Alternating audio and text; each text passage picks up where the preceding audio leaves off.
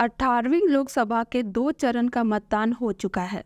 इस दौरान चुनाव आयोग के लिए वोटिंग प्रतिशत का घटना चिंता का विषय बन गया है। इस बीच पिछले कई चुनाव में आदिवासी बहुल सीटों में आदिवासी मतदाताओं ने बढ़ चढ़कर भाग लिया था। तो आखिर विकास के सबसे अंतिम पायदान पर पाए जाने वाले आदिवासी ही वोट देने क्यों निकलते हैं? शहर की तुलना में अधिकतर गांव के लोग अपने मत का प्रयोग क्यों करते हैं?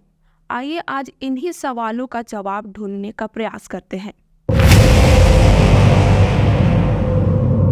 झारखंड में आंदोलन हो या फिर चुनाव, दोनों कार्यों में आदिवासी सबसे आगे रहते हैं। जब जैसी परिस्थिति बनती है, यहाँ के आदिवासी उस परिस्थिति के हिसाब से खुद को ढाल देते हैं। इसी का ताज़ा तरीन उदाहरण हम 17वीं लोकसभा चुनाव 2019 में देखे थे, जहां झारखंड के सभी 5 आदिवासी सीटों के मतदान अपने मताधिकार को लेकर सामान्य सीटों के मतदाताओं की तुलना में सबसे ज़्यादा जागरूक थे। आंकड़ों के अनुसार एसटी के लिए आरक्षित 5 सीटों पर औसतन 70% मतदाताओं ने मताधिकार का प्रयोग किया था, जबकि सामान्य सीटों पर 65.5% वोटिंग हुई थी। झारखंड में लोकसभा की कुल 14 सीटें हैं।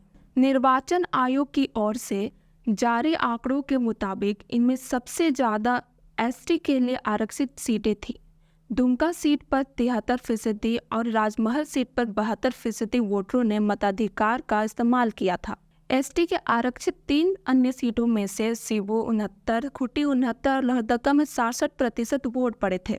सामान्य सीटों में एकमात्र गोड्डा लोकसभा क्षेत्र ऐसा रहा था जहां 70% वोट पड़े। बाकी 8 सीटों पर औसतन 65.5% मतदान हुआ था। आंकड़ों के हिसाब से सबसे कम 60% वोटिंग धनबाद सीट पर हुई थी। सामान्य श्रेणी के सीटों में कोडरमा, गिरिडीह और जमशेदपुर में 67% लोगों ने वोट डाले थे। चतरा में 65 और रांची में 64% लोगों ने मताधिकार का इस्तेमाल किया था। अनुसूचित जाति के लिए आरक्षित एकमात्र पलामू सीट पर 64% मतदान हुआ था।